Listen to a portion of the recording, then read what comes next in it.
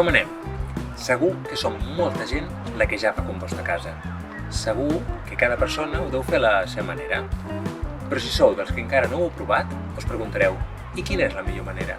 Quin és el mètode que millor s'adequa al nostre hort? En el vídeo d'avui us explicarem quina és la millor manera tenint en compte les dimensions del nostre balcó. Veiem que és la millor manera perquè hem vist que és la més fàcil i la que menys complicacions té. Voleu saber com fer-ho a casa vostra? Doncs quedeu-vos fins al final perquè, a més d'explicar-ho bé pas a pas, us compartirem una sèrie d'enllaços molt interessants perquè podeu seguir aprofundint en el vostre aprenentatge. Som-hi!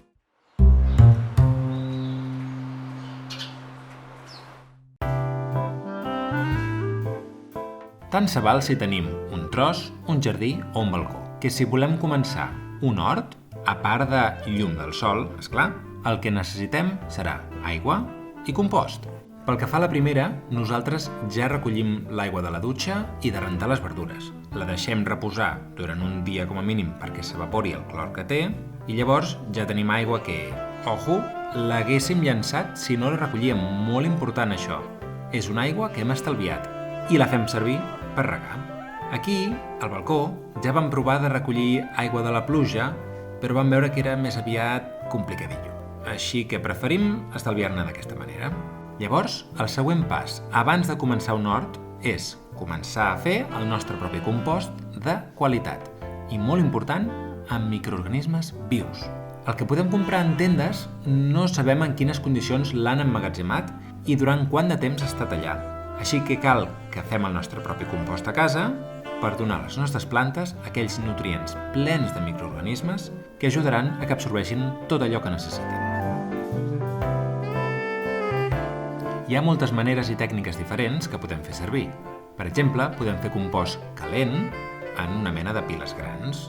Podem fer servir cucs de terra o d'altres animalons. Podem fer-ne simplement acumulant matèria orgànica en superfície en forma d'encoixinat, o també fins i tot directament enterrant-la en diferents racons al voltant de l'hort. Però clar, tots aquests mètodes són complicats o directament impossibles de fer al balcó. Podríem provar de fer servir cucs de terra, però actualment no tenim prou espai per fer-ho de manera còmoda.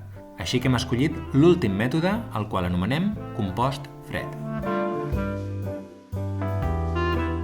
Només necessitarem un recipient ben gran. Jo el que faig servir és directament un test.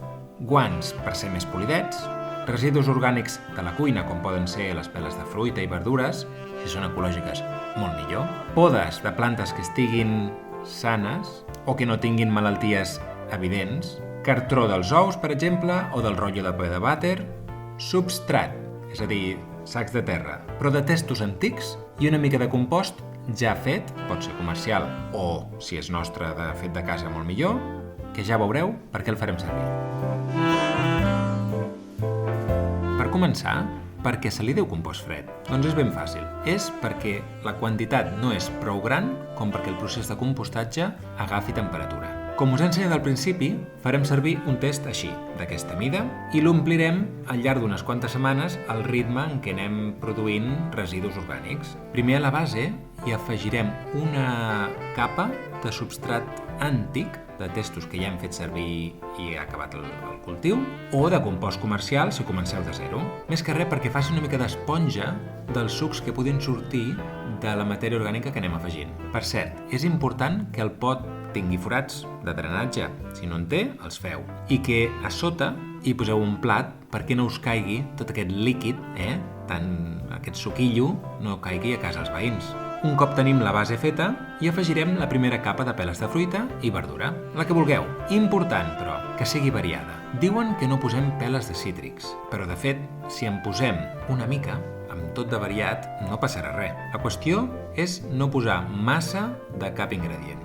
Volem que tots els nutrients que afegim amb aquestes peles, amb aquests residus orgànics, siguin el més variats possible. I això sí, tot ben trossejadet. Hem d'aconseguir ajudar des d'un inici a que es descomposi tot més ràpidament. En anglès es diu to break down, perquè és literalment això el que fa, trencar-se cada cop en trossets més petits fins que desapareix. Després de posar una capa de matèria orgànica, repetirem el procés i afegirem una altra capa de substrat antic i també una mica de compost comercial, ja pot ser de fems de cavall, o compost normal, o compost nostre, fet a casa, més que res perquè ajudi a tot el procés, perquè activi aquest procés. És fàcil, és anar fent capes fins a omplir-lo. Com veieu, omplint el pot d'aquesta manera, ja veiem quins són alguns dels beneficis de fer compost a casa. Per començar, tindrem menys residus que vagin al contenidor marró, el de l'orgànica. A més, tindrem més nutrients més autèntics per a les nostres plantes i hi haurà menys despeses a l'hora de comprar sacs de terra, de compost comercial. No ens alarmem. Jo el que veig més que res és que hi poden sortir les típiques mosquetes de la fruita. No te n'adones i ja n'és ple. Però la solució és ben fàcil. Posaré una tapa. Alguna sempre s'hi acabarà colant, posarà els ous, però realment fan més nosa que mal. Pudor? No, si ho fem bé. Si en fes, afegim més terra i airegem una mica remenant-ho amb un pal. De fet, remenar-ho de tant en quant és una bona idea. També caldria mirar que no estigui sec. Si ho estigués, caldria regar una mica. Però a l'afegir-hi pells de fruita i verdura, això ja té aigua i ja donarà aquesta humitat necessària perquè el procés es posi en marxa. Pensem que és l'aigua la que activa el procés de compostatge. Sense aigua, allò seguiria allà molt de temps. Cal dir que al ser un procés fred, pot ser que certs microorganismes patògens segueixin allà després del compostatge.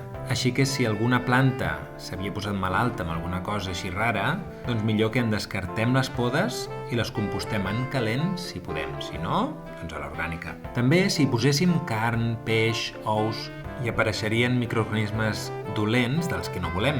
Així que descartarem aquests 3 ingredients, tot i que la closca d'ou sí que la podem salvar. Ben neta, nosaltres el que fem és triturar-la i l'escampem dins del compost, però com tot amb moderació, sense passar-nos. Si ens ha quedat bé, hauria de veure's així. Aquest compost el vam començar a finals de juliol i ara, al setembre, mireu, és que no hi queda pràcticament res del que hi vam posar. És molt important que un cop acabat compleixi 3 punts. 1. Que no faci pudor, de fet hauria de fer com una olor així com de bosc. 2. Que tingui aquesta textura, veieu? I 3. El color.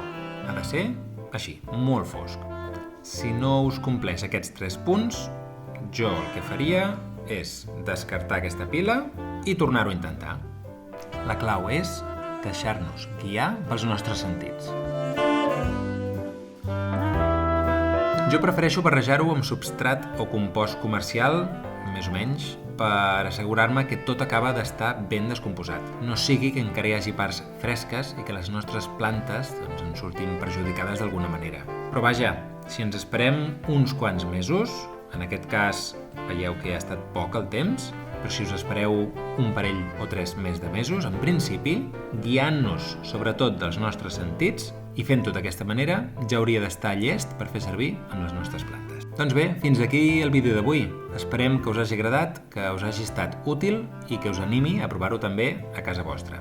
Us deixem als comentaris enllaços d'interès i sobretot de 2 perfils d'Instagram, un que és d'aquí casa, es diu Compostatge Urbà, i tot i que ara fa un temps que no està actiu, està ple d'informació molt detallada de com la Liz feia compostatge al terrat a casa seva. I un altre, que es diu Compostable Kate, on trobareu contingut visual i amè, divertit, a mans de la Kate. No dubteu en fer-hi un cop d'ull i veureu fins on pot arribar tot això del compostatge a casa. Què us sembla si posem als comentaris alguna experiència que haguem tingut compostant al balcó o al jardí de casa? Que de ben segur que som molta més gent de la que ens pensem. Apa doncs, fins la propera!